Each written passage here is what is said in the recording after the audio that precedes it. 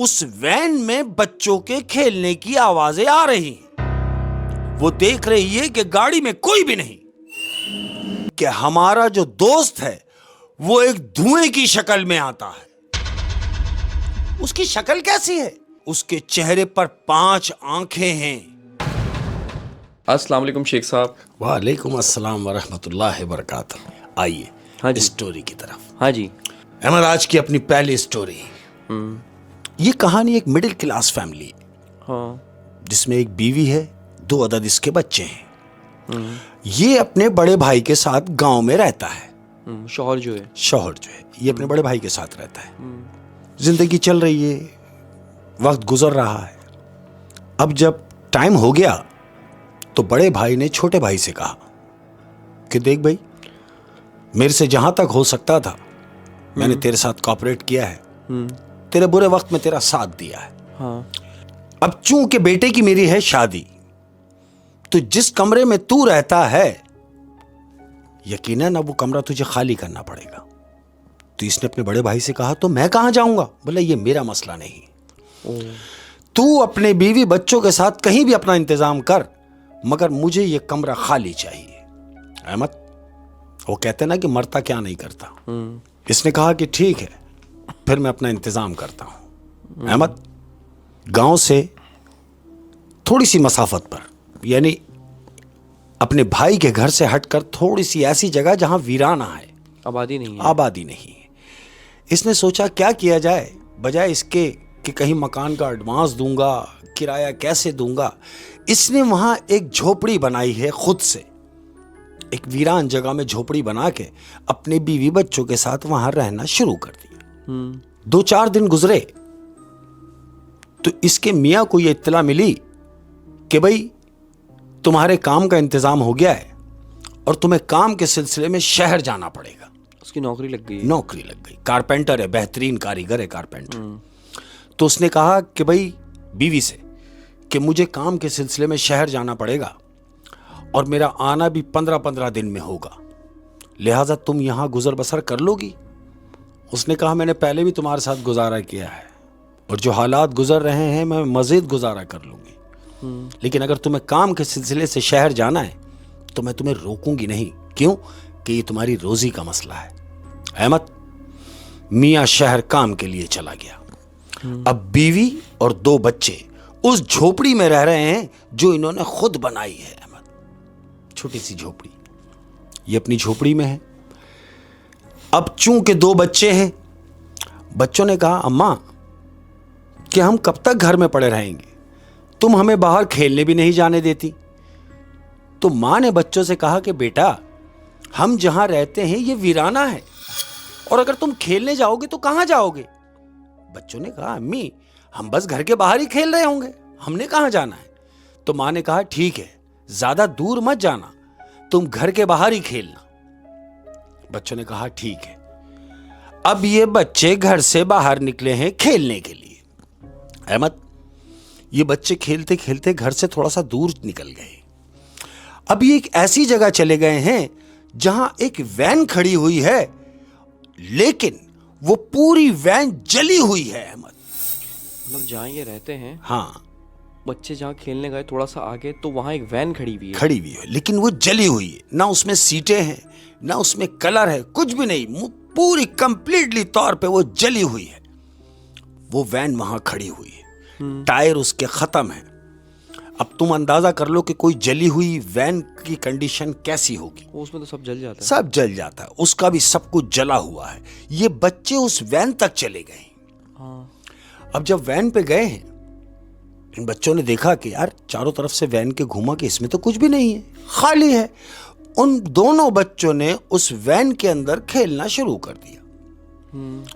अब जब खेलते रहे, खेलने के बाद क्या हुआ कि ये घर वापस आए। अब जब घर वापस आए तो अपनी मां को बता रहे हैं कि अम्मा, हम खेलते हुए घर से थोड़ा सा दूर निकल गए थे, लेकिन हमने क्या देखा कि वहां पर एक वैन खड़ी हुई है जो जली हुई है। एक गाड़ी खड़ी हुई है जो जली हुई है, उसमें खिड़कियां भी नहीं है, चारों तरफ से खुली हुई है। तो तुम एक काम ये करो कि हमें 1-2 चादरें दे दो। चादरें क्यों? माँ ने बोला भाई चादरें क्यों? बोला अम्मी हम उस वैन के चारों तरफ वो चादरें बांध देंगे और वैन के अंदर घर बना के खेलते रहेंगे। अच्छा, वो जो हाउस बनाते हैं। हाउस बनाते हैं। बच्चों ने थीम में ये सोचा कि हम उसको घर बना लेंगे। माँ ने कहा कि बच्चे हैं। माँ ने उठा के एक दो चादरें बच्चों को दे दी, यही सोच के कि भाई बच्चे हैं चादरें बांध लेंगे। अहमद, ये बच्चों ने जाके उस वैन में वो चादरें दोनों साइड, चारों साइड वो चादरें कवर्ड कर दी, पैक कर दिए। अब क्या होता है, माँ घर में है तो माँ क्या सुन रही है कि बाहर से बच्ची की आवाज आ रही है, इसकी बेटी की आवाज आ रही है। अम्मा, माँ ने घर में महसूस किया कि बाहर से बेटी आवाज दे रही है, जो खेलने गई हुई है। जो खेलने गई हुई है। तो माँ ने कहा अरे भाई अंदर आ। अंदर नहीं आई। फिर एक आवाज आई, अम्मा। माँ ने कहा अरे भाई अंदर आओ। फिर अंदर नहीं आई। फिर आवाज आई, अम्मा। माँ उठी और जैसे ही जाके उसने झोपड़ी में जो टाट लटका होता है वो टाट का पर्दा हटाया है तो क्या देखती है कि बाहर कुछ भी नहीं। अब जब कुछ भी नहीं तो मां ये सोच रही है कि मुझे तो अभी बेटी आवाज लगा रही थी, अब मैंने आके देखा तो यहां कुछ भी नहीं। तो यही सोच के मां उस गाड़ी की तरफ जा रही है जिस गाड़ी की निशानदेही बच्चों ने की थी, जो जली हुई है। मां वो गाड़ी की सिमत जा रही है।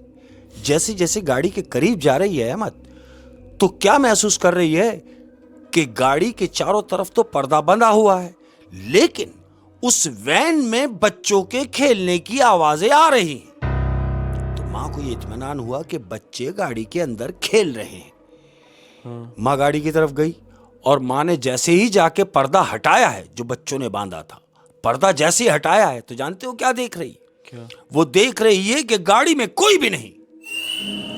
अब जब इसने देखा, लेकिन बच्चों की आवाज आ रही थी, वो भी यही सोच रही है कि मैंने तो अभी आवाज सुनी है, लेकिन मैंने जब पर्दा हटाया तो गाड़ी में कोई भी नहीं। यही सोच के मां अपनी झोपड़ी की तरफ भागी और जैसे ही झोपड़ी में पहुंची है तो क्या देख रही है कि दोनों बच्चे झोपड़ी में मौजूद हैं।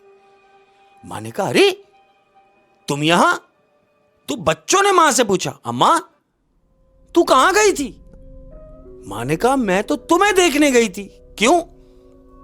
कि तू मुझे बाहर से भी आवाज लगा रही थी। जब मैंने बाहर जाके देखा तो तू बाहर नहीं थी।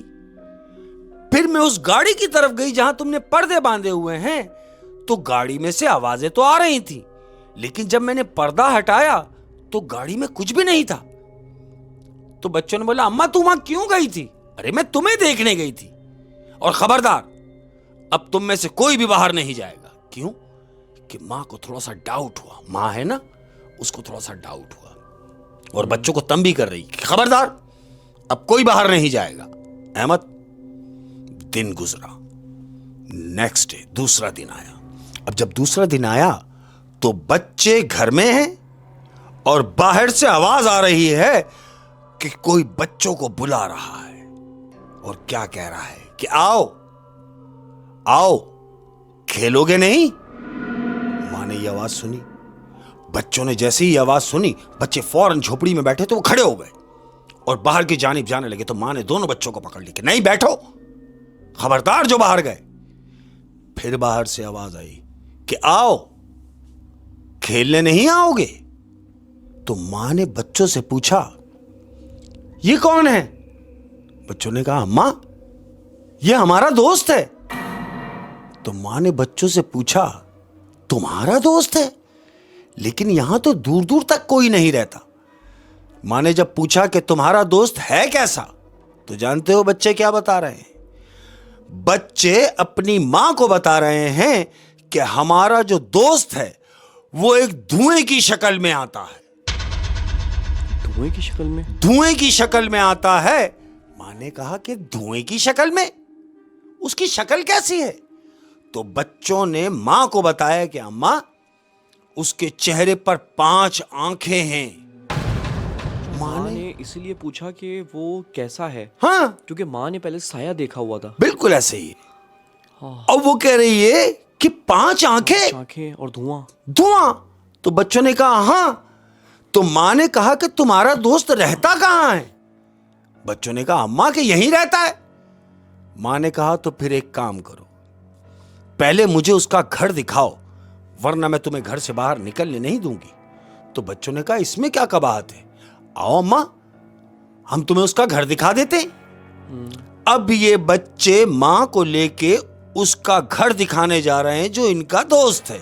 तो जानते हो बच्चे कहां ले जा रहे हैं? वैन के पास। बच्चे वो गाड़ी के पास लेकर आए तो मां ये समझी कि वो गाड़ी में बताएंगे कि वो यहां रहता है, मगर ऐसा नहीं हुआ है। वो बच्चे गाड़ी तक तो आए लेकिन गाड़ी से आगे जा रहे हैं। तो मां ने बच्चों से कहा अरे वहां कहां जा रहे हो? बच्चों ने कहा अम्मा तूने ही तो कहा है कि उसका घर दिखाना है, तो आओ अम्मा हम तुम्हें उसका घर दिखा दें। मां बच्चों के साथ होली। अब जब वो बच्चों के साथ होली तो थोड़ी ही दूर गई है अहमद, तो क्या देख रही है कि वहां एक छोटा सा कब्रिस्तान है जहां बच्चे उसको लेकर गए अपनी मां को। मां ने देखा कि वहां जितनी भी कब्रें बनी हुई हैं अहमद, वो सारे छोटे बच्चों की कब्रें हैं। वहां एक कब्रिस्तान है जहां पे बच्चों की कब्रें बच्चों की कब्रें हैं। वो एक छोटा सा कब्रिस्तान जहां पर सिर्फ छोटे बच्चों की कब्रें हैं। उनमें से एक कब्र ऐसी है जिसपे स्लिब नहीं है, खुली हुई कब्र है, कांटे वाटे उसमें पड़े हुए हैं। वो बच्चे जाकर उस कब्र के पास खड़े हो गए और मां से कह रहे हैं मां अम्मा हमारा दोस्त यहां रहता है। मां ने कहा क्या यहां रहता है? बोले हां हमारा दोस्त यहां रहता है। मां ने दोनों बच्चों का हाथ पकड़ा अहमद और तेजी से अपनी झोपड़ी की तरफ आ गई। अब जब झोपड़ी में आ गई तो झोपड़ी में आके बच्चों को बिठाला और बोला खबरदार खबरदार, ना तो तुम गाड़ी की तरफ जाओगे और ना तुम उस बच्चों के कब्रिस्तान की तरफ जाओगे। तो बच्चे बिलकना शुरू हो गए, रो रहे हैं कि अम्मा हमें जाने दे, हमारा दोस्त हमारा इंतजार कर रहा होगा। अब चूंकि मां ये समझ गई कि कुछ ना कुछ मामलात में गड़बड़ है। अहमद दिन हुआ, अब ये पीरियड को 15 से 20 दिन गुजर गए अहमद। शौहर घर आया, शहर से शौहर घर आया, कुछ बच्चों के लिए सामान लाया, कुछ घर के लिए सामान लाया, ला के उसने घर में रखा है। तो क्या देख रहा है कि बीवी का चेहरा कुछ उतरा उतरा सा है। तो शौहर ने पूछा अरे भाई मैं आया हूं, तुम्हें तो खुश होना चाहिए, लेकिन मैं जब से आया हूं मैं ये महसूस कर रहा हूं कि तुम खुश नहीं हो। बीवी कहती है नहीं ऐसा कुछ नहीं है। तो शौहर कह रहा तुम मुझसे कुछ छुपा रही हो। तो बीवी ने कहा मैं छुपाऊंगी क्यों, तुम्हें ही तो बताना है। शौहर ने कहा क्या?